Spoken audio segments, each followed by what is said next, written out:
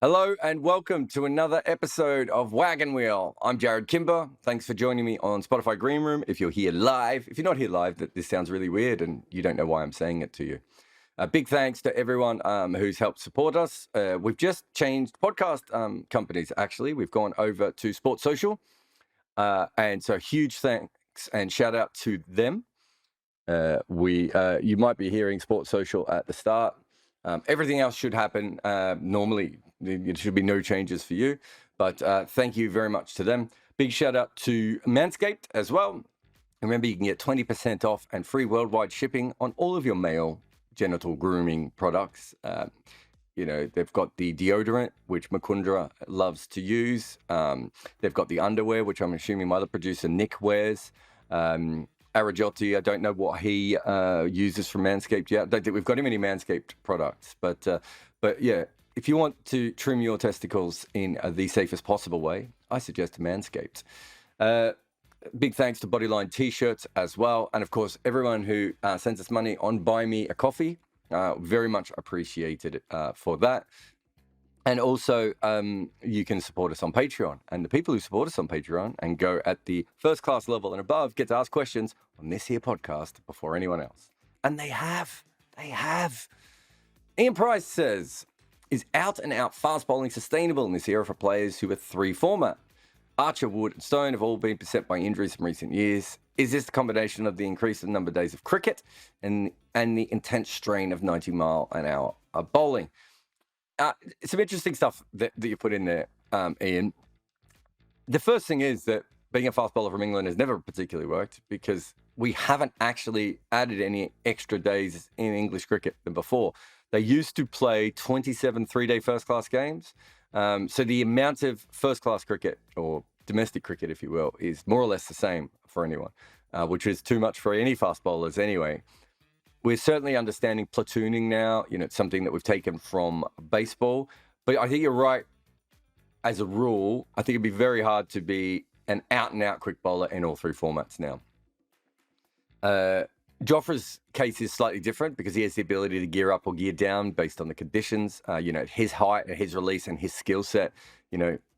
As we've seen, he took a 6-wicket haul. Was it Leeds? I think it was at Leeds, bowling at about 82 miles an hour, right? Like he's a different case. But guys like Stone and Wood for sure. Tamal Mills, I've talked to him about it a lot. I still think Tamal Mills could get up and play a couple of test matches. Tamal disagrees with me. But the point is that for him to be able to bowl at maximum pace as much as possible, it just doesn't make sense for him to play in the other formats of games. So I think that's very, very true. Every country has different sorts of limitations and strengths when it comes to this, but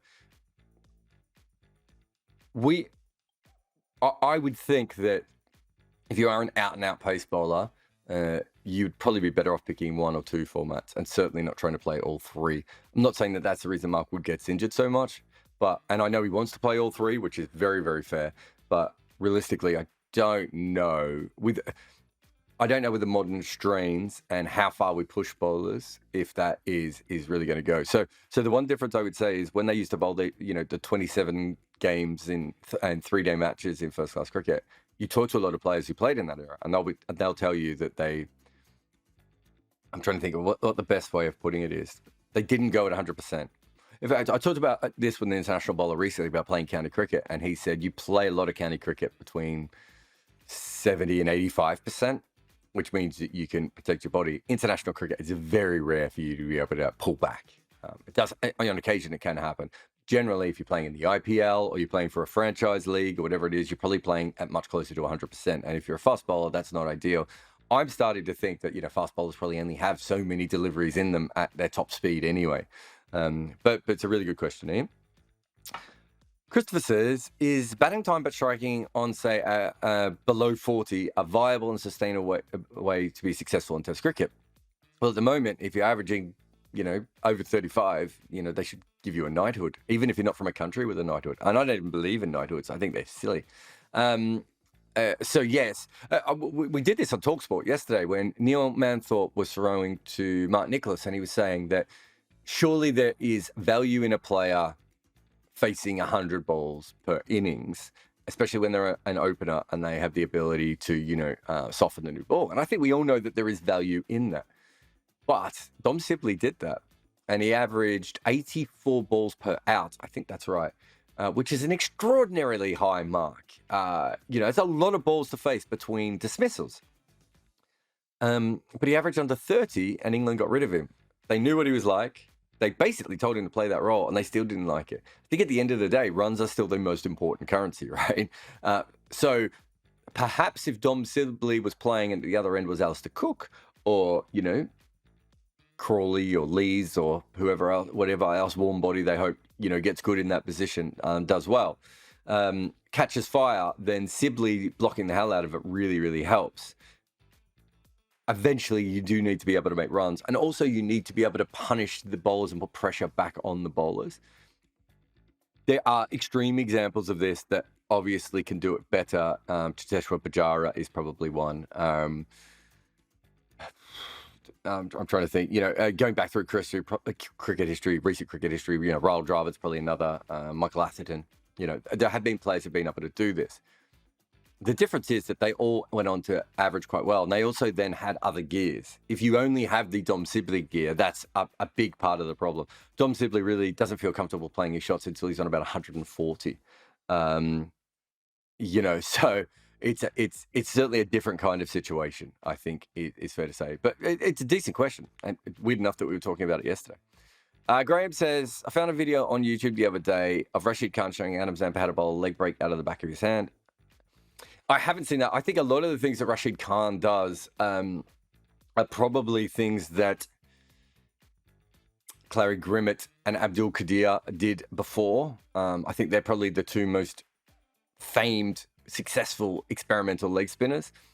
I think there's probably a lot of little things that those two did that Rashid Khan does. For instance, the finger wronging is something that Abdul Qadir, if not invented, then certainly I don't know, what's the best way? Made popular. He then taught that to Shahid Afridi and Anil Kumble, and obviously that's a delivery that Rashid Khan now bowls.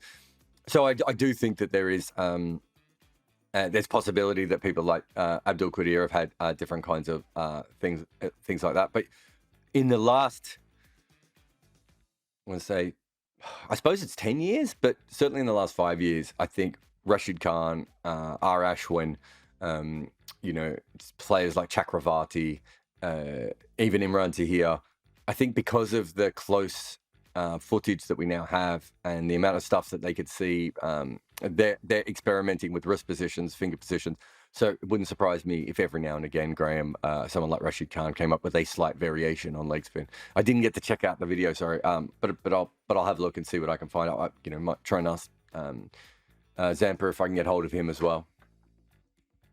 James says, as a fellow Victorian of a certain age, I often wondered how quick was Brad Williams at his fastest? How would he have gone at international level if picked then rather than years later? It's a very good question, James. For those who don't remember, Brad Williams was a player who, by the time you saw him play in Test cricket, he was probably bowling top 80s. I've talked to Mark Butcher. Mark Butcher faced him, I would say, near his peak. I think, did he break Mark Taylor's arm or fingers in a Shield game? Certainly rattled him on the arm. I think, I'm trying to think.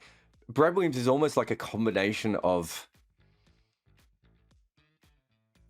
Ryan Harris, I'm trying, a big body, fast bowler, but then he rushed through the crease. There was almost a bit of Wasam Akram at times in the way that he sort of went through. Incredibly strong, obviously incredibly fast muscle twitch fibers. Look, I don't think they needed him at the time, James, is the reason that they didn't pick him. If you're talking about whether they should have picked him at top pace, yes. I don't think we have that much proof with Brad Williams, although obviously I saw a lot of him play domestically. But if you look at, I would say Sean Tate and Ben Hilfenhaus are two perfect examples of guys who, by the time they were chosen for Australia, probably had slowed down a little bit. Because the strain of bowling at that particular... I mean, Ben Hilfenhaus was bowling low 90s outswing. Incredible. Control. He had everything going for him. Basically never really got above high 80s that much after that in that part of his career. And was probably mid 80s really for a lot of that time.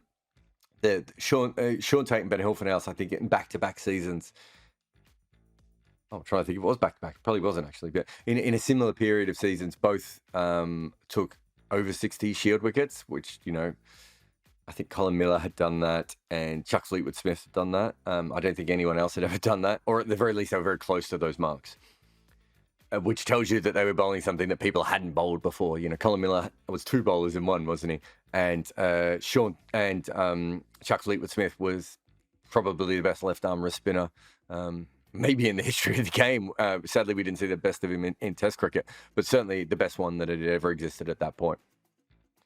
So, you know, Tate and Hilton House having those sorts of numbers does tell you something. I think in general, with fast bowlers, we probably do pick them a little bit too late sometimes, but sometimes it's just because that's how it works, right? You know, there are other players in the team that are already doing well. And are you picking them just because they're fast? Like Brad Williams was good, but was he going to get wickets particularly because he was fast? I'd have to go back and have a look at his early season. But yeah, I goes back to Ian's question from before, James, that I really do believe that there's only so many fast balls, you know, that you can bowl in your body. We might be able to change that because certainly something we've seen within baseball is pitchers putting pace back on later in their career. But we haven't quite worked that out in the same way in fast bowlers at the moment. But as it currently stands, you probably, if you want to pick someone just because they're fast, certainly the earlier you pick them, the better. I think that's very, very fair. All right. Atav says, are there any teams in franchise cricket or international T20s who have floating anchor accumulator role? I've always wondered why batting lineups only have high boundary percentage hitters as floaters, not the other way around. Yeah, it's a really good question. It's something that I've been talking about almost from the beginning of working out these roles. It makes sense. I don't know if anyone does it permanently. Darren Bravo sort of did that for the West Indies of recent times. Trying to think of other players. I think Steve Smith Australia's tried to do it with Steve Smith. They just feel uncomfortable doing it with him. But there are certainly players who drop down the order in certain situations. It's hard, Ataf, only because a lot of these sorts of the players tend to be openers, but you do occasionally get a number 3 or a number 4 who will drop down the order because of this. I can't think of anyone who does it regularly, and that's only because they're probably in different kinds of team environments all the time. But I think over the next 3 or 4 years, I'd be shocked if you don't see more of it.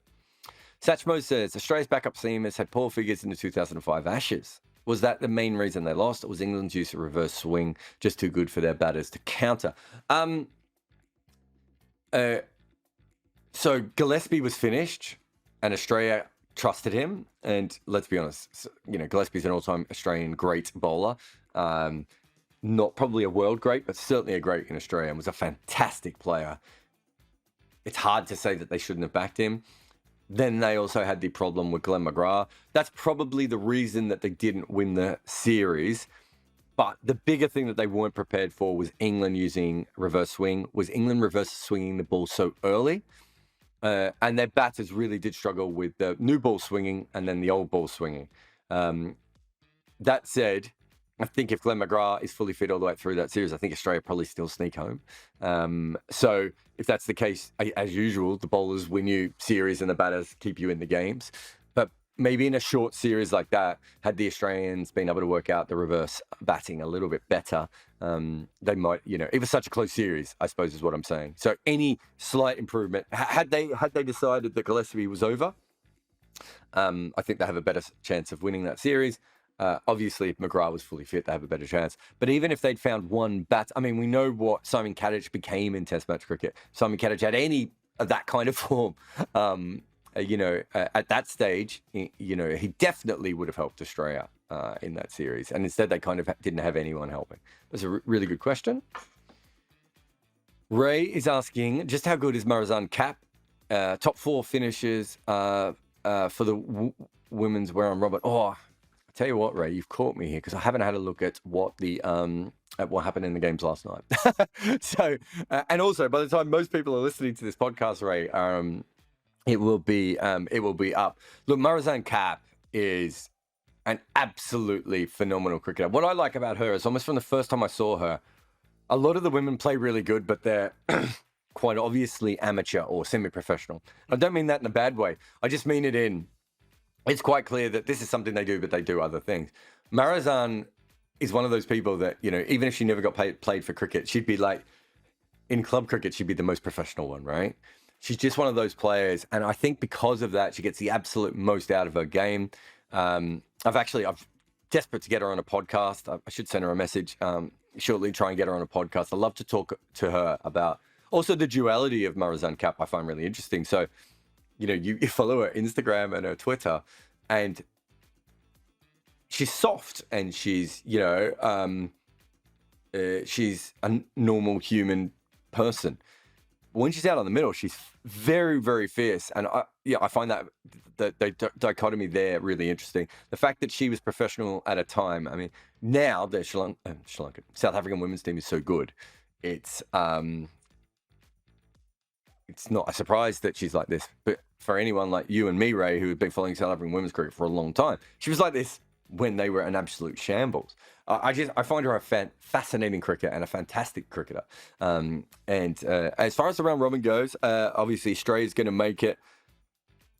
England had the worst run at the start, and South Africa had the better run at the start. West Indies played very good. I wonder if they're starting to drop back. I really like New Zealand. I think it's a fascinating tournament so far. Wish I knew what the result was from last night, but I think it's been a fascinating tournament for so far. The important thing is that this is a really important Women's World Cup because it's played in a terrible time zone for England, and that's genuinely been the biggest market for women's cricket. So taking that away from this is, I think, and then still having such a successful tournament. Bangladesh have obviously played good at times as well, which is really, really important. I just think that the tournament has been spectacular, and it doesn't really matter who's going to make the round robin because chances are Australia will win it anyway. But if somehow Australia lost in one of those knockout games, again, you know, it might take it. If England didn't make the Final Four and Australia got knocked out in one of those games, I just wonder what it could do for women's cricket around the world. It would be spectacular. Kennedy says, why don't teams get funkier with their batting lineups in tests? There is the one time when Bradman reversed the batting order and smashed 270 for number 7, but it seems rare otherwise. Is it an area where white ball thinking could bring in advancements to test strategy? Okay. That Bradman one is because of uncovered pitches. When we had uncovered pitches, we certainly had more batting lineup flexibility. Once we went away from that, two things happened. The first one is that batting lineups naturally didn't move as much because you didn't need to move them as much. And secondly, what happens in that era is people start to say, I'm a number 3, and I'm a number 4, and I'm a number 5, and I'm a number 6. And that filters, when batting lineups are a little bit more lucid, is lucid the right word? Flexible, you know, loosey-goosey. And at that stage, I don't think players thought as much about their batting positions as they do now, where it almost becomes part of your identity. And what happened was that filtered down to younger cricket. So you now get people, you know, you now get 10-year-olds going, well, I'm in number 3, and it's nonsense. And my best thing, and I've talked to some pretty high-level people about this. I think a lot of analysts believe, like you do, Kennedy, that there should be more movement within that. But I've talked to, you know, a lot of analysts and everyone, and it's really tough to get people to change. But here's my perfect example of this. There was a period where Strauss and Cook were doing brilliantly for England, and their number 3 was Jonathan Trott. The idea of Jonathan Trott is really, he's not a number 3 in a classical sense. He's more like a backup opener number 3, which is more an England way of having a number 3. If you lose an early wicket, no doubt you want Jonathan Trott to go out. And not just an early wicket. Realistically, especially in England, if you haven't put 150 runs on the board, or 120 runs on the board, you probably definitely want Jonathan Trott. If your openers put on 200, you definitely want KP to come out. Right? And so straight away, you have a different skill sets available to you. I would say that if you look at modern batting, so I even go back further than modern batting, probably post-war batting, most of the players bat in the positions they do because of the skills that they have. So your flexible batting lineup probably doesn't work most times because there is a reason why the number 5 is at number 5 and not number 3, and that's probably because they struggle with the new ball. There's a reason why the number 3 is at number 3, and it's probably because they don't like to start as often against spin or whatever it may be, right? And I think in that's the reason that batting lineups kind of end up what they do. But in extreme examples, there are times when you might have your wicket keeper at number 7, or maybe a bowling all-rounder at number 7, who is actually a very, very good player of the moving ball. Now, they're not going to average 50 or 45 or even 40 if they bat up the order. They're still going to average 30 or 35 or even 25, right? But they might be very good against the lateral moving ball. Well, if you're 2 for 10, or 10 for 2, sorry, everyone, you probably would prefer in that situation to have your that player come out and play. And I think that's a very, very fair way of looking at it. Just batters are very, very precious with these batting positions. They really are. Look, I have enough trouble convincing them in T20 to move around Kennedy. So Test cricket's hard. But I agree with you. But I also understand why it hasn't happened as much as it could. But in the future, I think it should happen more often. All right, let's get into some live questions.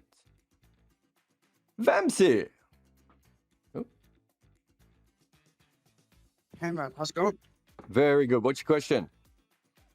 I've been watching a lot of South African cricket, and considering how much bullshit they're going through, it is impressive the good teams they're able to put out. Both the men's and the women's team, they've been incredible. They've been very good. What are your thoughts on that? Yep. Sorry, I thought you were going to keep going, then you stopped. No, you can't stop talent at a certain point, right? And the South African system, I'm going to take the women's system out of this for a bit, but the men's system is always going to produce talent. Like I've said this before, that if you had if you were a T20, franchise owner or an analyst or a scout, one of the best places to find talent is literally not the franchise stuff, but the outer part of South African cricket, the guys who haven't even had a go in franchise cricket yet. There's some phenomenally talented players there that partly due to, the way the quota system works, partly due to the way that the franchise system works, aren't getting through. They also have a very good climate for cricket. They have a great private school system for cricket. There's a lot of things in their advantage, when it comes down to that. Plus, they have a lot of people. They do have 50 million people, and they're an outdoor country. I think that's probably fair to say of most of the Southern Hemisphere places, but probably even more so of South Africa and Australia than, say, New Zealand. So I think all those things play in their advantage. Where they have struggled, especially over the last couple of years, is with no real good management, with other political issues sitting over their heads, with, no one really knew even if their coach was going to stick around, right? Graham Smith's been under the gun. They haven't been able to keep AB de Villiers. They had the Kolpak situation, all those sorts of things that other teams haven't had. Means that their record at international levels a bit more spotty. The other thing that they've really struggled in, I can't remember, I have to have a look, but they've really struggled to find good batters over the last 5 or 6 years. Dean Elgar, Quinton de Kock. Am I missing someone? I mean, Faf fell off a cliff. Temba never really stood up the way that they thought he was going to be. Rassie's a good trier, but probably not more of a replacement level player than a star at test level, especially. So there's probably, a little bit there where they're just not quite at the level that you would want them to be at. But look at their bowling lineup. Like Nokia and Rabada on their own. They had Philander for a long time. They've probably got the best 3 spinners they've had since 1905. Layer on layer on layer, I think they've done really well. The women I'm going to talk about slightly different. Women's really interesting. Their women were trash, right? I remember trying to work out why the South African women were so bad, and literally all I got was that there were too many white women in the team, and they were afraid of, that people were afraid of pushing a white sporting team. Luckily, that changed, but they did a thing that's very similar to what England did, and it works in the short term, and then it sort of drops off. And what they did was they basically semi-professionalized a group of 15 to 25 women. That gets you really good short-term results. And that's what the South African women have done. On top of that, they've been able to supplement that by traveling around the world and getting slightly better.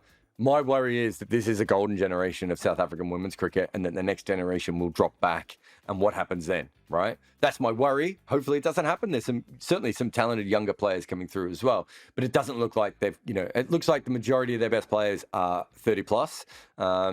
and on the the downhill slope of their careers. Like I've been saying, this might be a last dance type situation for the South African women. That's my worry with them. But they did.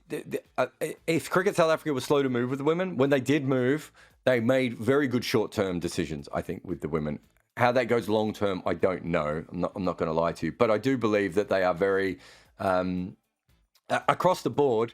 South African cricket has run horribly, and they probably made more good decisions in the women than they have in the men. And I hope that pays off. But people always say to me, "You underestimate South Africa," and I say, "I don't underestimate South Africa. I know that they can."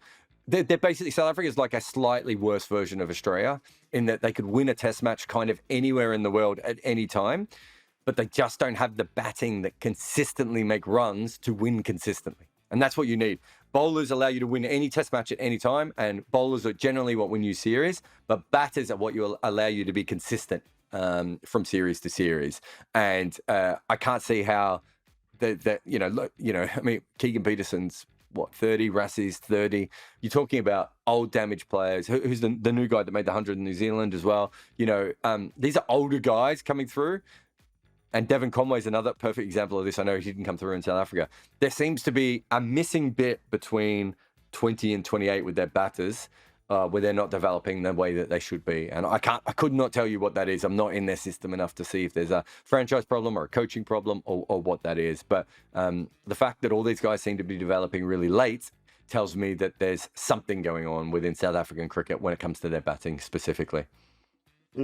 With South Africa, do you ever think there'll be actual parity in the team racially? Because it's a special country. It's very different from any other country in the world. The separation between racial lines is so extreme. Do you ever see like a South African team that's like, I don't know, 80% black?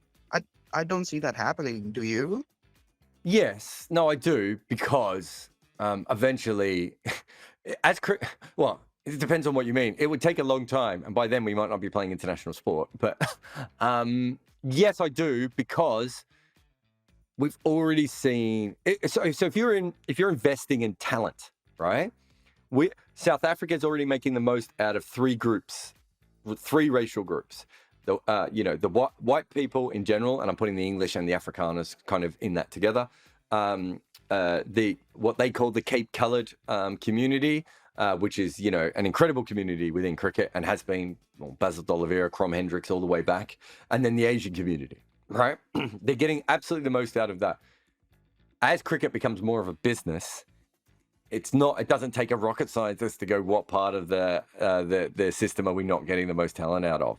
As franchise cricket becomes bigger in South Africa, as franchise cricket becomes bigger around the world, where are you going to invest your money, right? So you're going to find perhaps black townships, black regions, perhaps whatever it may be, and invest in the cricketers there using the same kind of methods that you made South African cricketers really good in the other three racial areas that we've all talked about.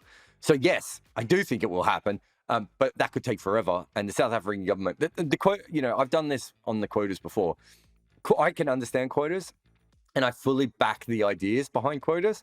But if you really want there to be a lot of great black young players in your team, copy what the school system is and put a couple of $1 million into having, educated black kids who play all sports. But cricket is obviously one of those that is struggling more on scholarships. That's what I would do, but they're probably not going to do that because it costs money, and they'd rather just scream at people about quotas rather than because that's what politicians do, right? Politicians look for short answers, and what I'm talking about is a 10 or 15-year plan, if we're being honest. I mean, in that area of the world, cricket is definitely a rich people sport, and also yes, I'm done. So shout out to the Joker, but man, god damn it, Luca's been good this year, so I'm gonna ride the Mavs. Yeah. The Joker's been good, but by the time he gets to the playoffs, he's going to be exhausted, and it won't do us any good anyway. Sorry for the Denver Nuggets chats, everyone. Thanks for your question. All right, who have we got next? Oh, Raid, R-A-E-D. I'm saying that as Raid. Am I Raid? Raid? It's right. Yeah, you got right. That. I was right the first time. I was actually wrong both times, probably. What's your question? I'm just used to saying that it's right living in Australia here. But yeah, Jarrod, my question for you was, I've been since Fawad Alam made his team, Pakistan team. I've been watching quite intently, but I just can't figure out: is he a good batter or is he just shit? No, he's definitely a good batter. You can't make the amount of runs that he's made, even domestically, by being an averagely talented player. He's certainly a good player. He's probably got some, I would say, I'm trying to think, like a lot of sort of slightly above average test talent players, he's incredibly strong at the things he's strong at and probably quite weak at the things he's not as good at, right? Which is, I'm trying to think of, maybe someone like Ian Bell is a good example of a player like that. You know, that sort of, Justin Langer might be another, a good example of a player like that. Maybe Rahane is another one, right? They're definitely above average talents, but the thing that stops them from going to that next level consistently, it's just the things that they don't do right. And I think that's probably part of the problem here. I also think that he spent too long playing in first-class cricket, right? Like there is I've talked about, we've talked about this before. I suppose the Graham Hick one is the best example of that, where you get to a point where you're not challenged anymore if you are an above average talent. And you see it a lot in county cricket.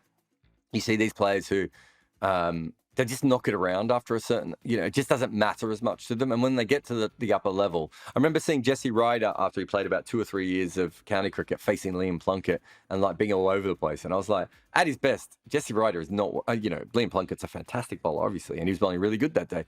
But at his best, Jesse Ryder shouldn't be worried about Liam Plunkett. But he'd been facing, I was going to say, you've been facing Darren Stevens and, and Tim Murtagh, right? And suddenly he had Liam Plunkett bowling to him. And I think that sort of stuff happens a lot more. And I think that, in this particular case, that is what happened. A player got stuck in a system that was slightly beneath them for a long time.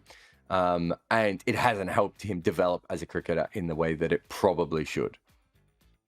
So is it kind of like developing bad habits just because you're much better than everyone around you? You kind of drop down a bit to their level. What sport do you play? Any sports? I play a bit of cricket in the nets for bowling to my friends. Okay. If you play cricket bowling with your friends, if you had a younger brother who was like 4 or 5 years younger than you, right? And that was the person that you there you go. And that's the person you're playing all the time. You probably get into certain habits where you might step across the line to whip him to the leg side because he doesn't have a certain delivery that will get a leading edge from you. Or you go on the front foot automatically, right? Because he won't be able to ping you with a short ball or whatever it is. A lot of the bad habits I got into cricket was from facing my friends in the nets. They were quite good bowlers, but they were quite one-dimensional bowlers, right? And I could get on the front foot against them quite comfortably. And of course, you get out in the game and suddenly someone is a yard quicker and hits you with a short one and you're on the front foot. It's that sort of stuff. Now you think about how many balls that he's faced of these players who are slightly beneath him. And it's not that Pakistan first-class cricket is terrible or anything like that, although obviously it wasn't, during his era, it wasn't as strong as it should be, although Imran Khan's going to ruin it in a different way, but we digress. But, I would say you basically have 2 bowlers in most first-class teams who are around test match quality. And then you have an all-rounder, probably, who bowls a lot of overs, who's nowhere near test match quality. And then you might have a developing bowler or an old bowler who's still in the team because they're handy, right? And quite often you won't even have, 1 test match quality bowler. 2 test match. You might only have 1. And so there's a drop-off. And so quite often you play out the good bowler and then you feast on everyone else. You get to test match cricket. There's no feasting because everyone is the best bowler from their first-class team, right? And there's a really good podcast I did with Abhinav Mukund, and he was talking about this, and he said, when you get to 50 in first-class cricket, you basically make 100, right? Unless you just stuff up. Whereas when you make a 50 in test cricket, the next 50 is still really tough. Because there's no let-off. Getting past,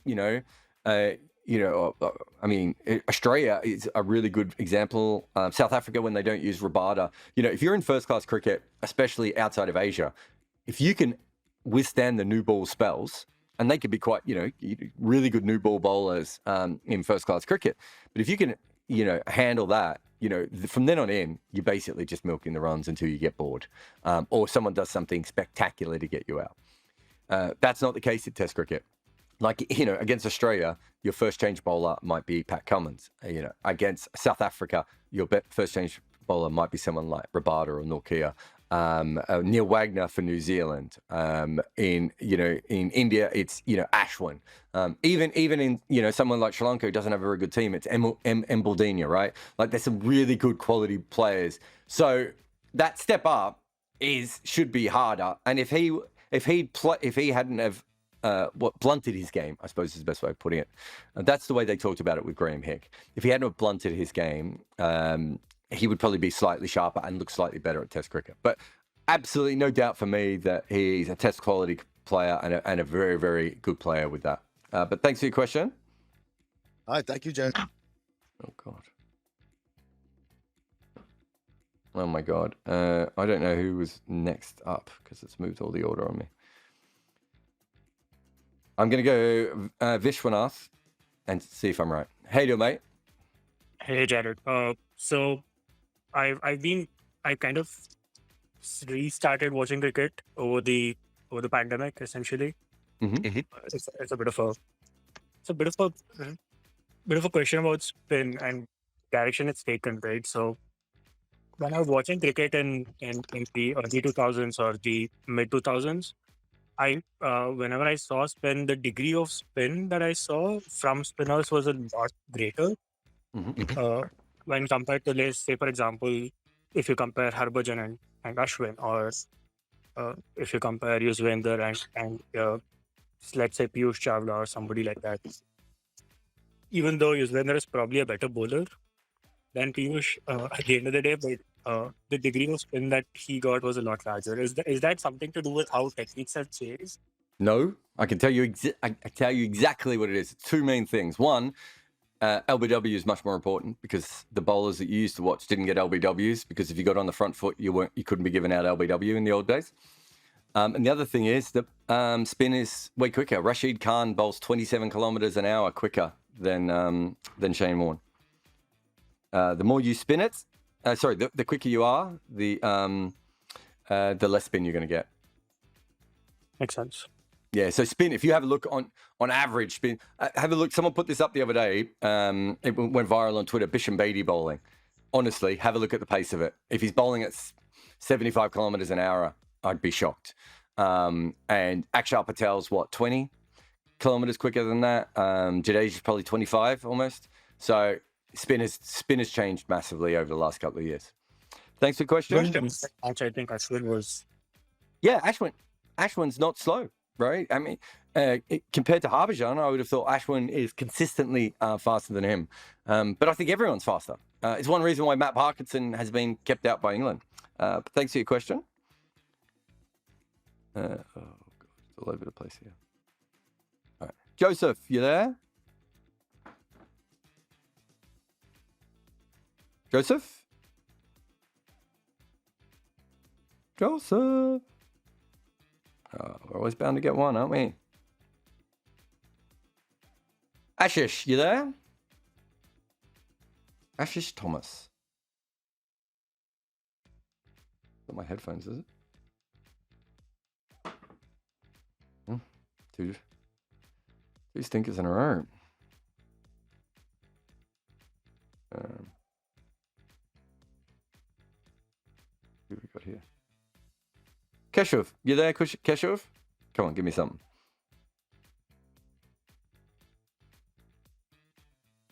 Oh my God. My headphones gone? I'm just gonna... Jamie, are you there? I'm here. Can you hear me? Hey, finally, we got someone. I can. What's your question?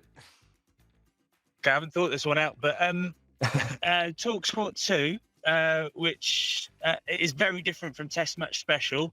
I like both of them. What do you think? Do you like Test Match Special? And what do you think they could learn from your broadcast?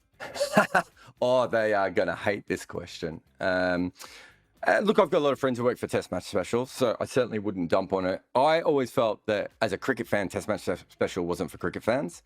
And I think that when you talk to them honestly, they will say that it's for Test match special fans rather than cricket fans in a way, which is fine. But when I moved over to the UK, I didn't find it particularly engaging radio. There's a lot of talk about what people were wearing, and a lot of talk about cakes, obviously, and all that sort of stuff, which obviously works to their audience. So I'm not having a go. But from a cricket perspective, I was like, we can do better.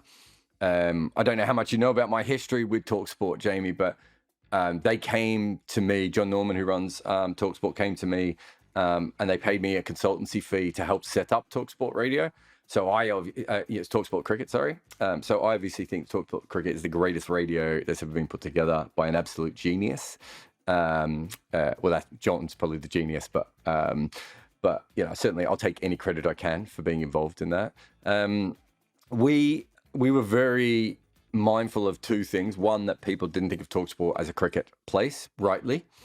And two, that we didn't want to be Test match special. We wanted to be something quite different. We wanted it to be a lot more crickety. They have a scorer, we have an analyst. We also obviously have access to a scorer as well. So that's a big difference. Another thing was we went out of our way to make it. We wanted it to be intelligent cricket chat. That was the way that we looked at it. Probably slightly different kinds of voices, slightly different kinds of players. I think, Goffey was always going to be part of it because he came from TalkSport. But once you had Goffey, the ability to have a different kind of core around him, I think was really important. TalkSport got Neil Manthorpe on. Now, at that stage, Neil Manthorpe wasn't even being used by BBC. I think he might have still been doing ABC. But TalkSport got Neil Manthorpe because we thought he was the best cricket commentator in the world. That's not always why people get hired for cricket commentary gigs. Neil Manthorpe was not a big name. In fact, when they started TalkSport had a look at the original lineup and saw my name, Gareth Bassey's name, and Neil Manthorpe's name, and were like, what is this? This is going to go horribly wrong. And I think all three of us hopefully have proved our way. So we were trying to make it very different, knowingly, than Test Match Special. Test Match Special is a different project. Look, I've spent a lot of time talking to very key people in Test Match Special about how they could make changes. It's hard to change a thing that's been going for so long and is so well loved. But they don't think theirs is a perfect product. And obviously TalkSport, we think, exactly the same. There are certainly ways that we can get better. We probably don't, we commentate for a couple of months and then disappear. So we can't always build on the things that we'd like to do at TalkSport. But our big thing when me and John were getting together was, how do we make it a cricket broadcast, not a broadcast that has cricket on it?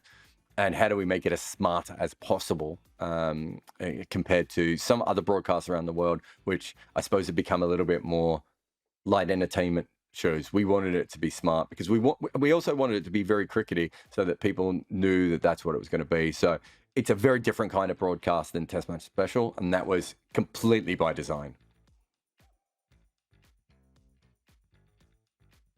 Thank you. Great answer. No worries. Cheers, mate.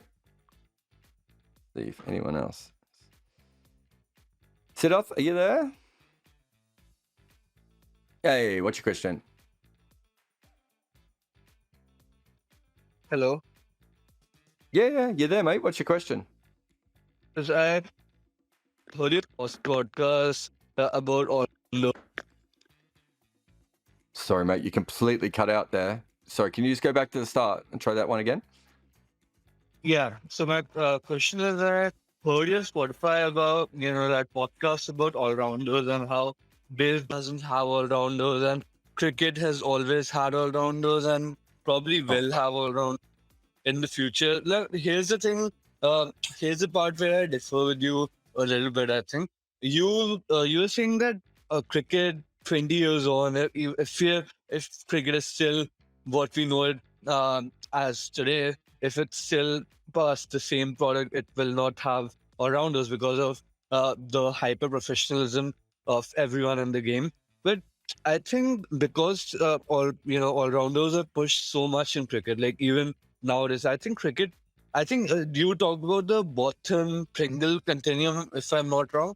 And in that, I Mhm. think what we'll see is that we'll see players coming on the extremes of that continuum. Like we'll see, I don't think if there's a player with the capabilities of Sover or Keith Miller or players like that, I think we'll still see those players because that's just, they're just too good not to be proper all-rounders. And because we in cricket we appreciate those skills and we will appreciate those skills in the future as well. We'll see that, but I think apart from that, we'll only see Shardul Thakur type all rounders who can. I think you said earlier as well, who can give cameos in a game, and Yeah, we'll but not see any above average or average all rounders. We'll only see like the proper part-time all rounders or legends. yeah, but that's kind of what's already happened. But I mean, Shardul's not an all-rounder, right? You can't bat him in your top 6 or 7. I don't know, his average is down to low 20s now. His average at first-class cricket's around 18. He had a boom the same way that Tim Bresnan did. He's not an all-rounder. He's a bowler who can bat a little bit. We'll always get those sorts of cricketers. Keith Miller, if he came through the game now, with the speed that he bowled, I just don't know how he'd have enough time to practice on his batting to be a top 4 batter, right? Garfield Sobers would not be used in the same way today. He was bowling 37 overs a game. Absolutely no way you would use an all-rounder in that way, in this way anymore. And now you're looking at I know professional batters who are coming through now who are spending 60 hours a week working on their batting. How can an all-rounder do that? It is physically impossible. So they'd have to be like Otani, the baseball that you were referencing before, in order to be that good. It's just unlikely, mate. The amount of practice and the amount of skill and the amount of specialization that's going into cricket. If you look at the history of cricket, from in the 1800s, everyone was an all-rounder, right? Through to now, all-rounders just keep getting fewer and fewer. And that's because cricket gets more professional and the skills get more hyper, and you have to train more and all those sorts of things. You see the same thing in women's cricket and associate cricket. So I'd be shocked if there's as many all-rounders in the next generation as there is in this one. I don't think they'll ever go away because I think there'll always be a financial imperative, as you were sort of saying, to have them. But it's going to be so hard. Put it this way. My guess is that if you gave Ben Stokes as much practice time as he'd like, he'd probably work out how to bowl with the new ball. Ben Stokes doesn't bowl very well with the new ball, hates it, right? But he hasn't spent enough time practicing with it. If he was a full-time bowler, he would have to have worked that out. That's limiting his ability, his effectiveness as a bowler. And he's an otherworldly athlete. And so, like most all-rounders, that in the future, they're probably going to have to be otherworldly athletes or incredibly technically adapted to divergent skills. It's just not that realistic, I don't think, going ahead. I understand what you're saying, that there's always going to be a money thing, but there may not be, because we will eventually get our first format of cricket, which will have a squad within the next 5 to 10 years. We will eventually get substitutions in maybe not Test cricket, but certainly probably in one-day cricket and T20 cricket and these sorts of things. All-rounders might become less important at that point. That doesn't mean that an athlete like Keith Miller or Ben Stokes, Aubrey Faulkner, those sorts of people won't still exist. But they're going to find it a lot harder to be successful at both skills, because being very good at bowling, being very good at batting are just different physical skills are required. Thanks for your question. Can I have another one? No, sorry, mate. We're running very much behind. Ashish is back. Hello. Hello, mate. What's your question? Yeah. So, like, I was just wondering, why aren't in international series? Like, I think cricket is only unique sport wherein international cricket is given more importance than your franchise or domestic cricket. So I was just wondering, like, now in the future, I can see that franchise cricket will be given more importance to international cricket. So why aren't the number of matches per series? So, like, for example, in test matches, why aren't there standardized between 3 to 4 rather than 2, 3, 4, or 5 number of test matches? And similarly for ODIs as well as T20s. That way, so if you standardize the number of matches per series in whatever format, it reduces the fatigue, I feel, and maybe it increases the revenue for countries wherein you would normally play only like 2 matches. Like, so you take the example of India, Sri Lanka. They recently played 2 test matches. So if Sri Lanka were to get an extra test match, it would give them exposure, and not only that, a little extra money as well. So I was just wondering why it's not standardized more. Because India don't want to tire out their players against a suboptimal team that won't help them politically or financially. I'm not saying like India in general, but I'm just saying. But it is India in general, right? It's India in general. It's England in general. It's New Zealand. New Zealand don't want to play 4 test matches against the team because it'll cost them too much to put it up unless it's India. It's the same thing, right? There's a financial reason why this doesn't happen. Essentially, what you're talking about is why is an international cricket a league? And cricket isn't a league because none of the teams want it to be a league. It should be a league, and it should be run far better than it is. But they want to run it bilaterally because they want to control over it because they're all sociopaths. Poor organizations who are terrified of losing any control over the game. And because of that, we have this shit system. There's your answer. Thanks for your question, mate. Busker, you there? Busker? Oh, he's stuck in the dreaded mute. I'm going to leave him on for 1 second. Devonish says, Pussy Shaw just failed a fitness test. Oh, I didn't see that. People bring up the fact that some of the great players of yore would have struggled with, which I think is an unfair comparison. If these players' ability depended on passing a test, they would have made the effort to pass it. Yeah, I mean, W.G. Grace was a hurdler and a footballer. He was an incredible athlete. We sort of know him as the big old guy. And also, he was so far ahead of the game he could get big, but he was a good athlete when he started. Don Bradman was a fantastic athlete. There's always an Enzo Manuel Haq or an Arjuna Ranatunga or Mike Gatting. There's certainly been players throughout the history of our game that have been less athletic. And, in batting specifically, there's certainly a part of it. I mean, there are unfit players in every sport. I would say playing basketball when you're unfit is really hard. And yet James Harden regularly does it with a dad bod. You see lots of NBA players like that. You occasionally see, Premier League footballers where you just go, how is he at this level? But he's so technically gifted. It's getting harder and harder to not have a supremely athletic frame and play any top level sport in the world. Perhaps, and depending on how you feel about darts, I suppose. But you're right. I mean, it's part of the game, and it's silly to sit back and not do it. It's also fairly easy. I know one player who said to me he just cut out carbs and beat all their fitness tests and skin fold tests almost straight away. A lot of it is bad habits. I remember when I went to the West Indies, so many of the players, even the players with really good physiques, were still drinking full fat Coke. And I'm like, you're just pouring sugar in your body. So a lot of it is, learning new things. In fact, there's a really interesting story. I think Fernando tells this one about, I think it was him, or it might have been Rex Clementine. One of them was telling me about this, that when Chaminda Vas became the bowling coach of Sri Lanka, I don't know, 7-8 years ago probably now, the first thing he did was teach them about diet, right? There are a lot of players who don't know that much about diet. So I certainly think that is a major part of it. Busker, are you there, or are we... Busker's stuck on the dreaded mute. Try Keshav again. Keshav, you there, mate? There we go. What's your question? So I just wanted to get your views on the Virat Kohli situation. I mean, a player like him who would... Sorry, I completely lost who. Which situation? Virat Kohli situation? Virat Kohli. Okay, yep. Yeah, so a player like him who essentially in his heydays used to have, 3 centuries or a tour maybe, and now it's been almost 3 years since he has scored a century. So some people might say, okay, he's mentally not there since the captaincy saga took place, but that happened only in the last few months, right?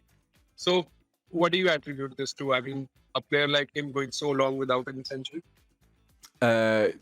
Test cricket has fundamentally changed in that period, and I would say that it's affected him more than it has most players. It's affected Steve Smith massively as well. It's affected lots of players. I mean, this is the thing. It's like, so many players, the way that they played beforehand doesn't work anymore. It's possible that in Virat Kohli's case that he thinks he'll be able to bat his way through this in a way that maybe Steve Smith was willing to make slightly different changes. And Azhar Ali, someone else who was really affected by it, made slight changes.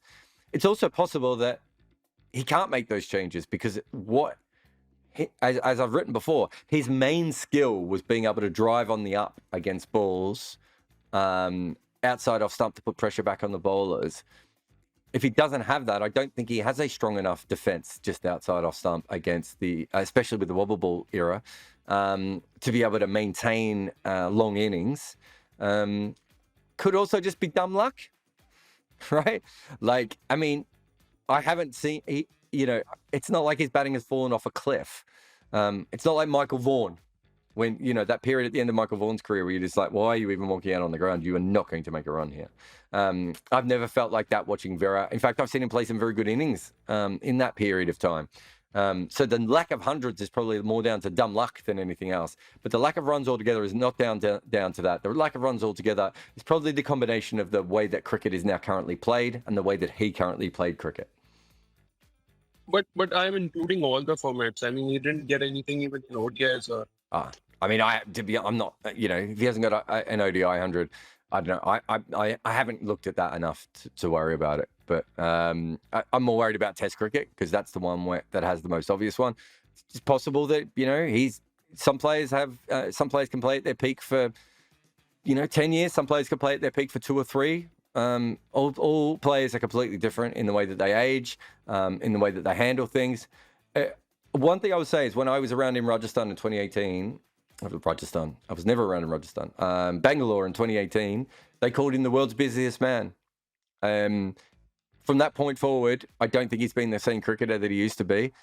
It is possible he has not spent as much time on his cricket as he should have, because of all the nonsense that is around him. But it's also possible that it's just a technical thing. And, natural degradation.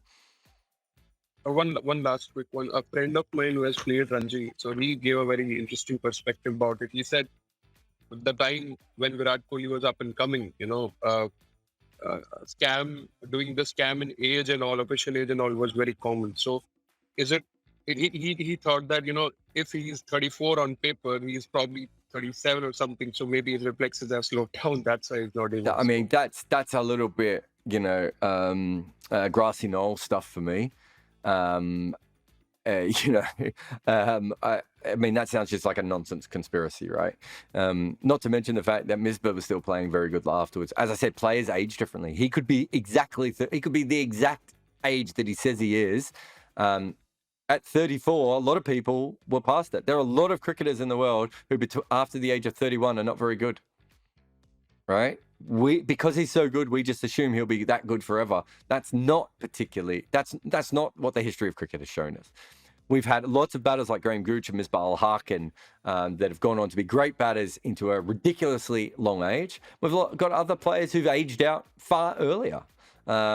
So even if he's his real age, which I have no reason to believe he's not, at 34, at 32, at 33, you can still be losing what you had that made you very good. Even if you're really fit, it's not just about that. It's, there's a whole host of things out there.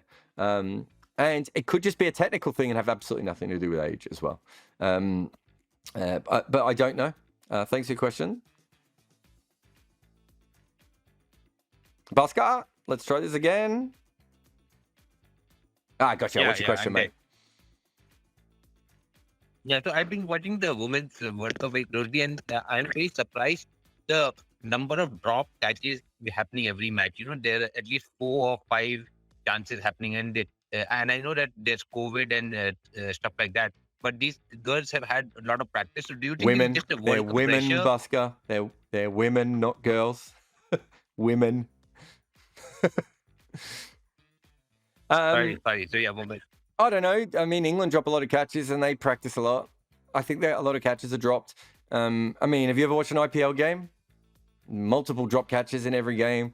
I would expect women's fielding to be slightly worse than men's fielding just because fielding is a professionalism thing, isn't it?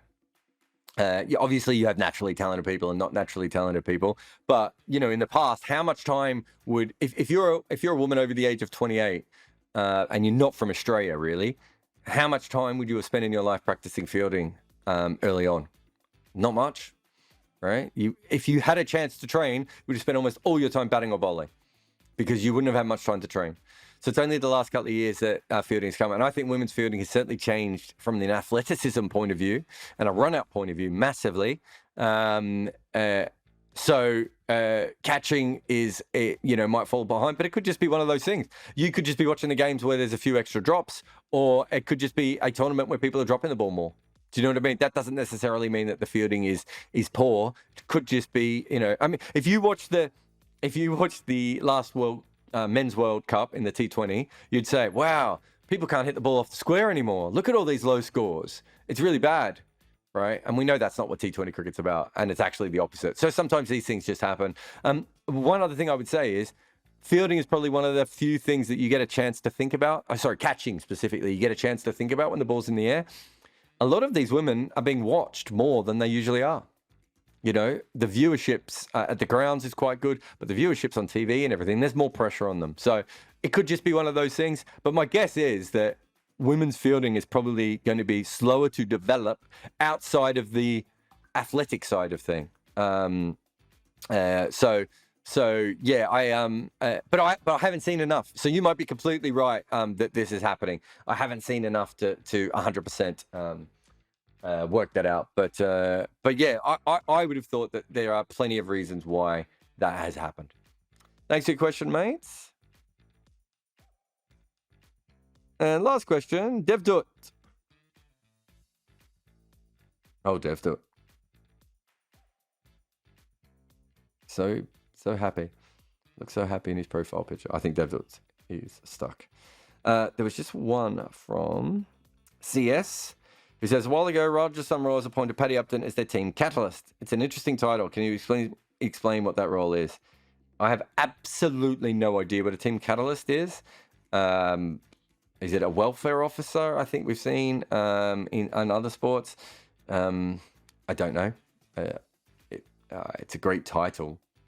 So sometimes with teams, they were like, oh, you should just come up with your own title because you're a different kind of analyst than we've had before. And I'm like, yeah, but then everyone's going to think I'm a knob. Not that I'm saying people are thinking that Paddy Upton's a knob. Although there will be some people who will think Paddy Upton's a knob based on that thing. That is how cricket works. But and you see it in basketball too, when like they stopped calling people the general manager and they started coming up with very artistic ways of saying general manager. Look, I have absolutely no idea what a team catalyst is, and I'm not, if we're being completely honest, in a rush to find out what that is. But Paddy Upton, I'm assuming it's probably a preparation thing or a psychological thing or a motivational type thing, knowing Paddy Upton. But yeah. Anyway, thank you to everyone for coming on the podcast. Again, a great fun. Sorry we had that little run in the middle where they didn't work for a while, but huge thanks to Sports Social and to who are all our sponsors? Manscaped, 20% off. Use the code REDINKA, all one word. Shave those testicles with the confidence of Jaden Seals. I'm not saying he shaves his, but he delivers very good balls for someone who hasn't delivered them very often. I got completely lost there. Anyway, REDINKA is the code word to get that. What else have we got? Bodyline t-shirts, thank you to them. Huge thanks to everyone on Buy Me a Coffee, and obviously the Patreons. There are some things happening with the podcast. We're still looking at bringing in a third one. So if you can back us on Patreon, become a patron of Patreon, whatever that's called, we're moving towards hopefully getting a third podcast. And there's some other hopefully cool developments coming through in the next little while on the podcast. But huge thanks to everyone who's been supporting these. And if a lot of people just listen to the Wagon Wheels, but listen to the Red Inca podcast as well if you get a chance. The last one on Wasim Khan will tell you a lot about Pakistani cricket and Wasim Khan's role in what was a crazy time for cricket there. Thank you so much to everyone, and I'll talk to you again real soon.